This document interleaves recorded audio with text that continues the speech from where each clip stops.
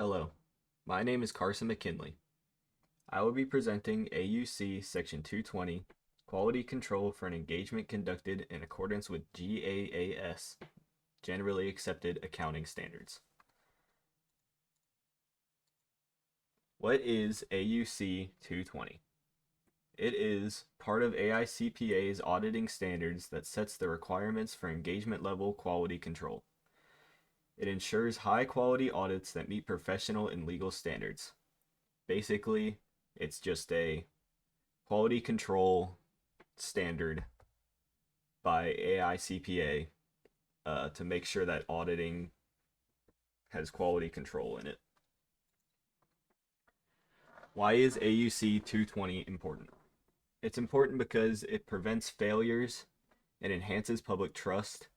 It promotes consistency and accountability, and it holds the engagement partner responsible for the overall audit quality. It's important that you note that the engagement partner is responsible for the overall audit quality. I'll get into this later in a few more slides, but it makes sure that the engagement partner is the ultimate person responsible for the quality of the audit performed. They're responsible for checking the mistakes. So if there's a mistake made, it doesn't matter if it was, their fault or one of their employees' faults. They're the ones that were supposed to check it. They're responsible for the finished product. What's the objective of AUC 220? The objective is to implement procedures that give reasonable assurance that the audit follows all professional and legal requirements, the audit report issued is appropriate for the circumstances of the engagement, achieve consistency across audit engagements. The consistency part is important because when reviewers and outside parties are reviewing the audits and the audit reports, they can know what's going on. There needs to be a standard set so that they can accurately assess the audit. They can know what's going on in the engagement. They're not It's not some big mystery what the thing is saying. It needs to have some consistency across the board so they know what's going on. Engagement partners' responsibilities. The engagement partner is responsible for audit quality from start to finish. They must ensure ethical compliance and independence.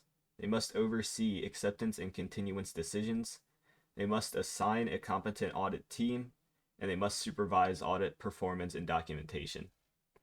This is important because, as I said earlier, the engagement partner is responsible for the finished quality, the finished product, the quality of the audit itself.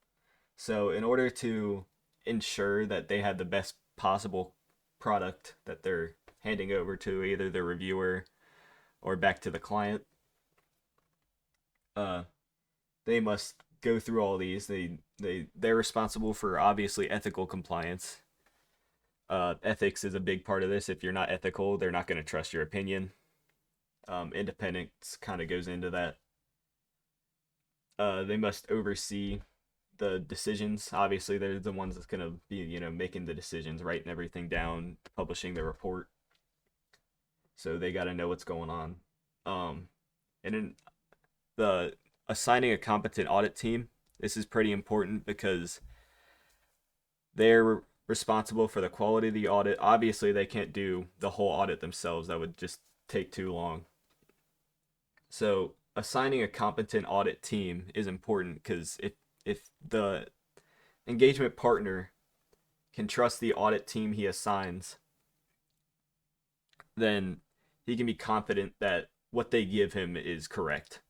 Obviously, he needs to review it and check it and make sure everything's right. But the more competent, the stronger the audit team, the better chance there is that they're going to get everything right. They're not going to miss a big misstatement or some big piece of fraud. So that's why that's important. And then he must supervise the performance and documentation. Ethical requirements. As I kind of went into last slide, the engagement partner is responsible for the ethical compliance of the engagement in the audit. So the partner must identify and address ethical breaches. If there's an ethical concern he has, he needs to point it out and try to rectify it or address why it's there. And then that kind of goes into the third point there, which is act or withdraw if independence threats can't be reduced. If he addresses it and there's just not a way to stay independent or stay objective, then he should withdraw himself as the engagement partner. He shouldn't be, if he can't be trusted ethically, he shouldn't be trusted on the job at all. He must ensure ongoing independence throughout the audit. That kind of goes into it too. If something changes in your life where you're no longer independent from the audit engagement, then you should go back to point 3 and act or withdraw yourself from the engagement. And these ethics are based on AICPA code, which is about objectivity, integrity, due care. Client acceptance and continuance. Client must evaluate the integrity, or the engagement partner must evaluate the integrity of the client leadership. This is why internal controls are important. This is why you need to evaluate internal controls. If they have good internal controls, then you can place less risk on those. You can trust what they say a bit more. You can trust the leadership a bit more. Obviously, if they're new leadership, there's already going to be a bit of risk there that just can't really be mitigated if they're newer. But if you can trust the client leadership, then it's a good thing. The audit team, you must evaluate the audit team's ability and time. This kind of goes into the competency from before. So their ability is important, that they can get the job done correctly. And then the amount of time is important because obviously you don't want to be wasting months and months and months on a single engagement. You need to get things done in a reasonable amount of time. So the reviewer or the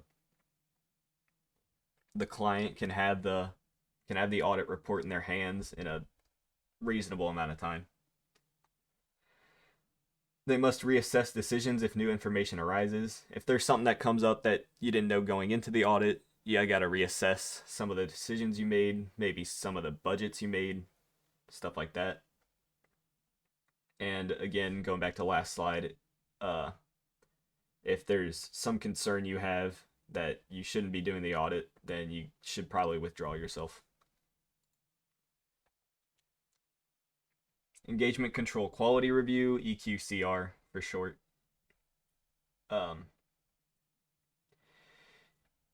This is mandatory for higher risk audits. The reviewer must be independent and experienced. A lot of the higher risk audits are like public companies, stuff like that, big companies, because they want to make sure that an outside party is reviewing the audit to make sure everything they did was correct, make sure there wasn't any fraud, nothing like that when it goes out to the public. They must evaluate critical judgments, financial and audit reports, audit documentation, and conclusions. This is why all the earlier stuff about documentation and that stuff was important, because it gets reviewed by the quality control reviewer. They make sure that nothing weird's going on. They make sure that everything's up to code so that when it goes out to the public, it can be trusted. Trust is a big important part of this. And the engagement partner must delay the report issuance until the review is complete. Obviously, if there's a required mandatory EQCR, you got to wait for that to be finished before you release the report, give the report back to the client, stuff like that. Documentation requirements. So you're required to document compliance with ethics and independence. That's just to make sure that you stay ethical. Obviously, ethics is a huge important part of this. So you got to document things to make sure you're still an objective third party. Uh, you're required to document acceptance and continuance decisions. You're required to document consultations and the conclusions of the consultations. You're required to document EQCR procedures and sign-offs.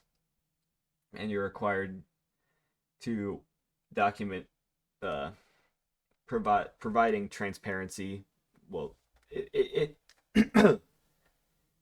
this whole documentation requirement provides transparency and supports the conclusions you made during the audit, so that what the audit concludes, what your opinion is, can be trusted. Practical impact on audit quality. This promotes accountability at engagement level, ensures proper planning and risk assessment and review, reduces chances of errors, misstatements, and legal issues, and contributes investor confidence and firm reputation. So basically, this is like what the audit quality, what the AUC 220 does in a practical standpoint. It makes sure that accountability is held up at the engagement level.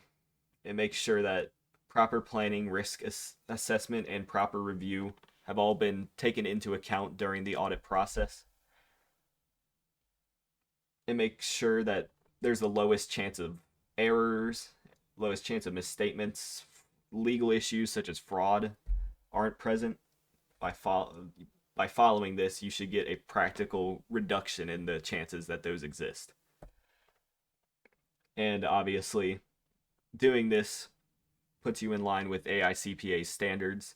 It contributes to investor confidence and firm reputation. So the investors of the reading the audit report will trust that the audit was done correctly if you follow these standards. And obviously, if you follow these standards, you do good work, your firm reputation will stay high. People will trust your firm. Real world relevance. PCAOB findings often cite poor supervision or failure to document judgments. The firm benefit is a strong quality control system that helps to avoid regulatory penalties and maintains reputation. The application is that smaller firms adapt by scaling procedures and leveraging external reviewers.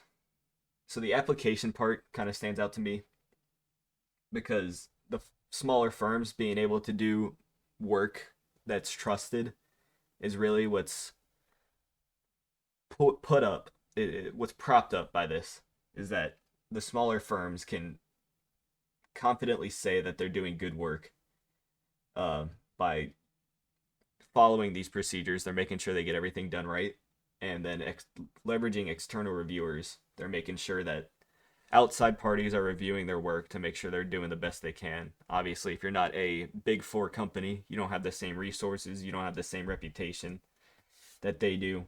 So this kind of makes sure you're on higher, evener playing ground when it comes to auditing. And obviously the smaller firms are going to audit smaller companies. Those are my references, just the AUC 220 section. And let me know if you have any questions. Leave them in the discussion board for me. I'll try to answer them to the best of my ability. Thank you.